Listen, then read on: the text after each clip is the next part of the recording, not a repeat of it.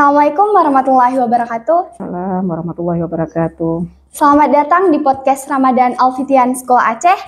Perkenalkan, saya Rizka Syahira yang akan menemani podcast kita pada hari ini.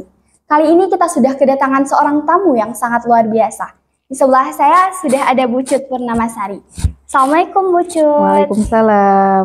Ibu gimana kabarnya hari ini? Alhamdulillah sehat. Rizka apa kabarnya? Alhamdulillah Ana juga sehat Bu. Nah jadi hari ini kita mau bincang-bincang nih Bu. Kita dikasih temanya itu teman sejati. Nah kan yang namanya teman sejati itu dia ada dua. Yang pertama bisa mengajak kita ke surga, atau yang kedua bisa menjerumuskan kita ke neraka. Nah jadi kalau menurut Ibu, apa sih definisi dari teman sejati itu? Bismillah, walhamdulillah, wassalatu wassalamu ala rasulillah, wa ala alihi wa sahbihi wa mawalah.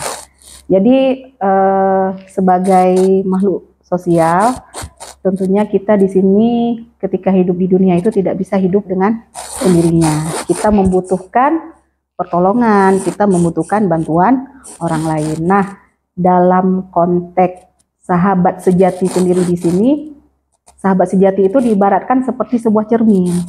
Jadi ketika sahabat kita ini baik, maka kebaikannya itu akan tercermin di dalam diri kita. Dan sebaliknya, ketika teman sejati kita ini buruk, maka bisa jadi mempengaruhi kita. Jadi sebagaimana dalam sebuah hadis Rasulullah, seseorang itu tergantung pada agama sahabatnya. Maka hendaklah di antara kalian memilih siapa yang dijadikan sebagai sahabatnya.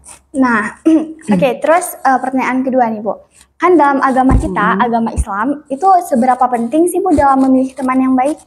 Nah, di dalam Islam sendiri, sebagaimana hadis tadi ya, dianjurkan kepada kita itu ketika memilih sahabat itu lihatlah bagaimana agama dari sahabat kita.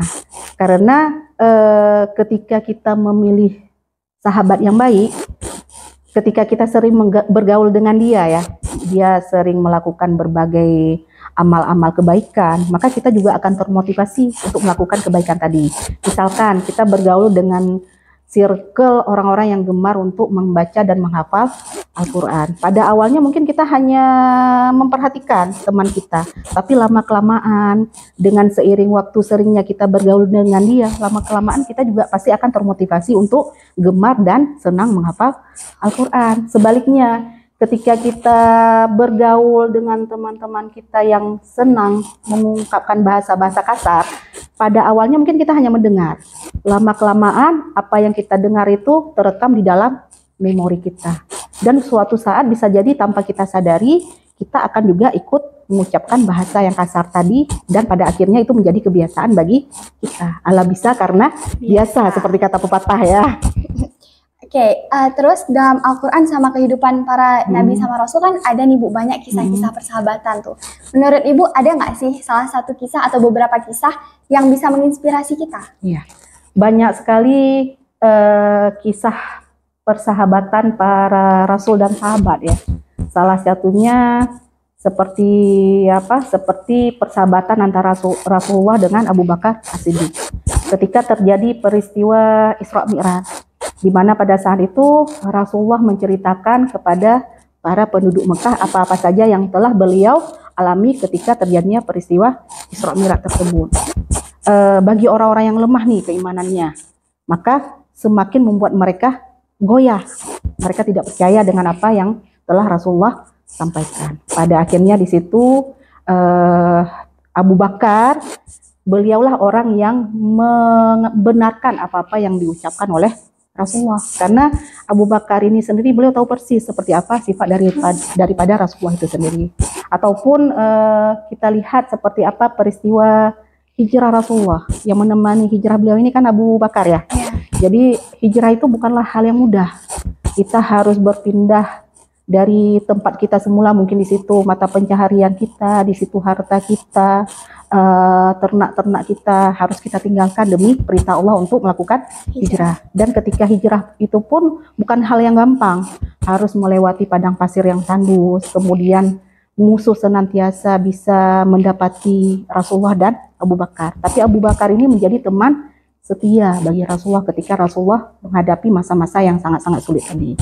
Jadi ini salah satu contoh ya, persahabatan, bukan hanya persahabatan yang dilandasi karena kepentingan dunia, tetapi juga persahabatan yang dilandaskan karena keimanan kepada Allah hingga sampai ke surga kelak ya. Nah, Bu, terus gimana sih seorang teman itu bisa mempengaruhi akhlak sama ibadah kita? Ya, jadi ada sebuah hadis Rasulullah yang intinya ya, diibaratkan persahabatan yang baik itu dengan persahabatan yang buruk. Diibaratkan seperti seorang penjual minyak wangi dengan seorang pandai besi ya. Walaupun kita tidak menjadi penjual minyak wangi, pasti ketika kita bergaul dengan penjual minyak wangi ini, harumnya itu akan kita kecipratan ke kita ya. Dan sebaliknya, ketika kita bergaul dengan pandai besi, walaupun kita tidak menjadi seorang ahli pandai besi, tapi percikan apinya itu bisa mengenai kita. Jadi seperti itu, ibarat teman yang baik dengan teman yang buruk. Ketika kita terbiasa dengan circle pergaulan yang baik ya, pasti kita akan termotivasi untuk melakukan hal-hal yang ke arah kebaikan tadi. Sebaliknya, kita bergaul dengan circle yang lalai, dalam artian lalai di sini mereka lupa untuk mengingat Allah, lupa berzikir kepada Allah, melupakan sholat, melupakan tilawah harian, ya kan? Jadi ketika kita dekat-dekat dengan circle yang seperti ini, mungkin pada awalnya kita orang yang rajin beribadah ya, tapi karena keseringan kita bergaul dengan circle yang seperti ini, lama-kelamaan kita akan tertarik ke circle mereka yang lalai tadi. Nah, tadi kan itu Bu, kayak yang Ibu bilang, yang penjual minyak wangi itu Bu. Nah, itu dia kan pasti punya ciri-cirinya, pasti punya sifat-sifatnya yang memang mencerminkan dia sebagai teman yang baik buat kita. Itu apa aja sih Bu? Ciri-ciri teman yang baik ya. Jadi ciri teman yang baik ini yang pertama, ketika kita bergaul dengan dia itu, maka semakin mengingatkan kita kepada Allah. Karena dalam hal ini, teman kita ini senantiasa mengajak kita ke hal-hal yang sifatnya positif, mengajak ke jalan-jalan kebaikan tadi. Kemudian yang kedua, ciri seorang teman yang baik itu teman yang senantiasa saling menasehati. Terkadang ini yang agak sulit, ya kan? Terkadang kita takut teman kita tersinggung ketika dia melakukan kesalahan, akhirnya tidak berani menegur. Nah, ini sebuah kesalahan pemahaman di kita. Harusnya ketika teman kita ini melakukan kesalahan, sebagai seorang teman yang baik, kita tidak akan membiarkan teman kita ini terjerumus semakin dalam ke dalam sebuah kesalahan. Pasti kita akan berani menasihatinya, tentunya dengan jalan yang baik, dengan cara yang baik. Insya Allah ketika hati disentuh oleh hati, lama-lama kan hati itu juga akan terbuka dengan kebaikan-kebaikan tadi ya. Kemudian yang ketiga, teman yang senantiasa bisa menjaga aib kita. Terkadang kan sifat kita manusia ya, ketika kita ada masalah atau ada aib yang kita lakukan, kita kepingin ada seseorang nih yang bisa kita percaya menjaga apa yang telah kita ceritakan kepada teman kita, ya kan? Dan tentunya kita di sini sangat berharap ketika kita menceritakan kepada dia, dia bisa menutup rapat aib yang kita miliki tadi, ya kan? Bukan sebaliknya, hari ini kita cerita, 1 jam kemudian satu kelas tahu nih apa aib kita atau permasalahan yang sedang kita lakukan ya. Kemudian yang ciri sahabat yang baik ini juga sahabat yang apa istilahnya, tidak hanya pergaulan yang sifatnya hanya di dunia saja, tetapi juga sahabat yang sampai ke surga kelak, ya kan? Itu yang harus senantiasa kita cari nih, dan langka biasanya sahabat yang seperti ini ya. Kemudian yang selanjutnya, ciri sahabat yang baik itu dia ada bukan hanya di kala kita senang. Biasanya kan orang sering mendekat kepada kita ketika kita senang ya. Kalau kita susah, biasanya pelan-pelan akan menjauh dari kita. Tapi seorang sahabat yang baik ini, sahabat sejati ini, dia ada di kala kita senang maupun di kala kita susah. Nah, tadi kan udah tuh Bu, itu teman yang baik buat kita. Sekarang gimana cara biar kita bisa jadi teman yang baik buat orang lain? Nah, kebalikannya ya. Jadi ketika pastinya kita mengharapkan kita memiliki seorang sahabat yang baik atau beberapa orang sahabat yang sejati ya. Nah, bagaimana caranya agar kita menjadi seorang sahabat yang sejati bagi teman kita? Nah, yang pertama itu kita harus menjadi sahabat yang senantiasa mengajak teman kita tadi untuk melakukan kebaikan. Kemudian yang kedua, kita juga senantiasa menjadi seorang sahabat tempat berkeluh kesah nih, tempat berkeluh kesah, tempat curhat, harus sering-sering. Orang biasanya kan manusia itu cenderung dia suka berkeluh kesah dan inginnya ketika kita berkeluh kesah itu didengar, benar nggak?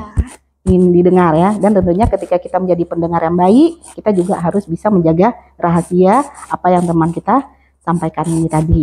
Yang ketiga ini, hendaklah kita memperhatikan juga akhlak kita kepada sahabat kita. Kita harus menjadi sahabat yang berakhlak baik kepada sahabat kita, baik dari perbuatan kita maupun tutur kata kita. Oke, tadi itu kan udah Bu tuh itu yang baik-baik. Nah, sekarang gimana nih kalau kita tuh ada di lingkungan yang toksik? Apa sih ciri-cirinya tuh Bu? Ciri-ciri kita berada di lingkungan persahabatan yang toksik ya. Nah, terkadang kita tanpa sadar ya terjebak dengan lingkungan pergaulan toksik ini tadi. Jadi pergaulan toksik ini bisa kita lihat dari ciri-cirinya. Yang pertama, ketika kita dekat dengan circle ini, maka membuat kita itu semakin lalai dari mengingat Allah. Itu ciri yang pertama. Jadi biasanya mungkin kita orang yang menjaga sholat tepat pada waktunya, biasanya kita seharian suka membaca Al-Quran, kebiasaan kita sehari-hari kita suka menjaga lisan kita dari membicarakan keburukan orang lain. Ketika kita berada di circle ini, kita kok menjadi hal-hal yang tadi kita jaga kok berkurang ya. Kok kita tiba-tiba jadi orang yang suka membicarakan aib orang lain. Kenapa kita biasanya yang menjaga sholat seperti menunda-nunda waktu sholat. Nah, ini circle yang perlu kita perhatikan, yang kita jauhi. Itu yang pertama. Kemudian yang kedua, circle orang-orang yang suka mengubah aib ya, ataupun nauzubillah jangan sampai menjadi circle yang bigos ya, bahasa anak muda sekarang ya, yang gosip. Jadi apapun yang kita sampaikan seluruhnya akan tahu dengan apa yang kita sampaikan. Ini circle yang nggak sehat nih, yang harus kita jauhi. Oke, nah terus itu kayak mana sih Bu cara kita biar kita menghadapi circle itu, terus cara biar kita menjauhi meskipun kita udah di dalam circle itu? Nah, yang pertama, pelan-pelan kita berusaha untuk menjauhi circle ini tadi. Kalaupun kita belum bisa secara sepenuhnya menjauhi circle ini, kita berusaha untuk mengurangi interaksi dengan circle-circle yang model seperti ini. Itu yang pertama. Kemudian ketika kita terjerumus ke dalam circle ini, kita harus mengintrospeksi diri kita, di mana nih salahnya, sehingga saya bisa bisa terlalu lama nih berada di circle yang model beginian, dan segera cari circle yang membawa kita kepada jalan kebaikan. Kemudian yang ketiga, bagaimanapun kan di dunia ini kita mencari sebanyak mungkin teman ya, bukan mencari musuh. Jadi ketika kita berada di dalam circle ini bukan berarti kita menjadi musuh bagi teman-teman kita. Kita tetap menjaga hubungan pertemanan dengan mereka. Bahkan lebih baik lagi seandainya kita bisa menarik mereka nih dari circle yang buruk ke circle yang positif tadi. Dan yang terakhir, senantiasa kita mendoakan mereka. Yang namanya hidayah itu dari Allah ya. Bisa jadi kita menganggap selama ini mereka ini adalah circle yang negatif, bisa jadi suatu saat mereka itu akan menjadi lebih baik dari kita. Karena hidayah itu hanya milik Allah. Senantiasa kita mendoakan mereka, semoga mereka juga menjadi lebih baik lagi ke depannya. Oke. Nah terus gimana cara menjaga, misalnya nih kan kita udah dapat nih Bu, sahabat yang baik nih, itu gimana cara kita menjaga biar sahabat kita tuh sesuai sama ajaran Islam kayak gitu? Nah, persahabatan kita itu sesuai dengan ajaran Islam ya.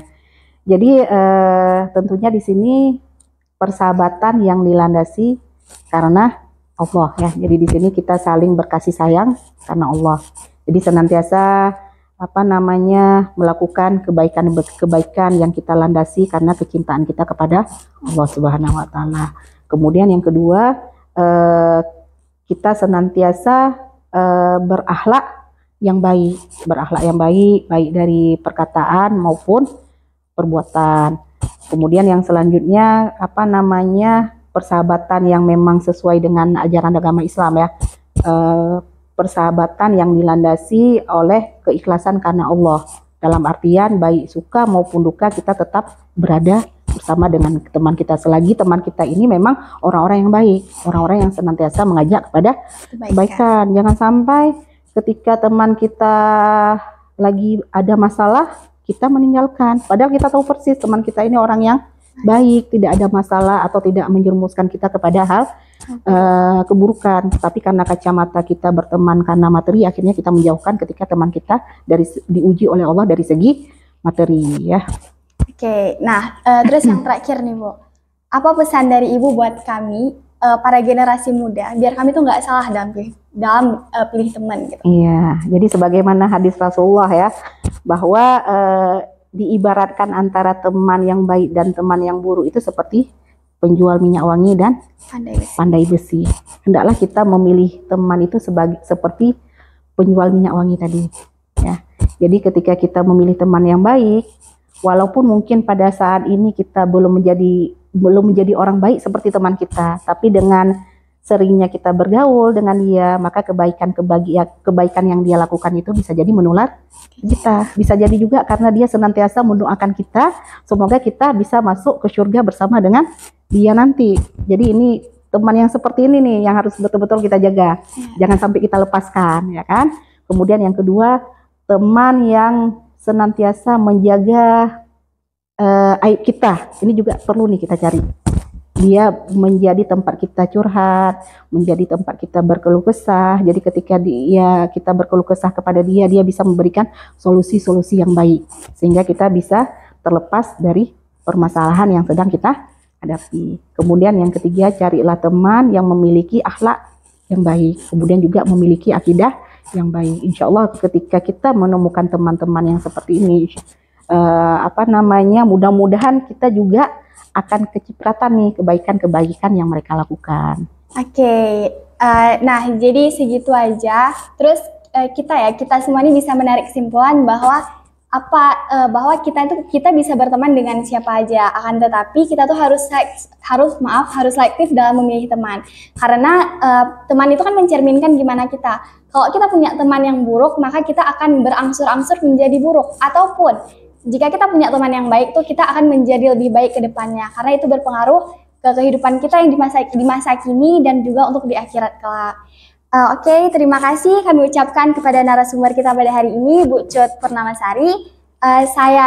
Saya Rizka Syaira mohon pamit undur diri. Assalamualaikum warahmatullahi wabarakatuh. Waalaikumsalam warahmatullahi wabarakatuh.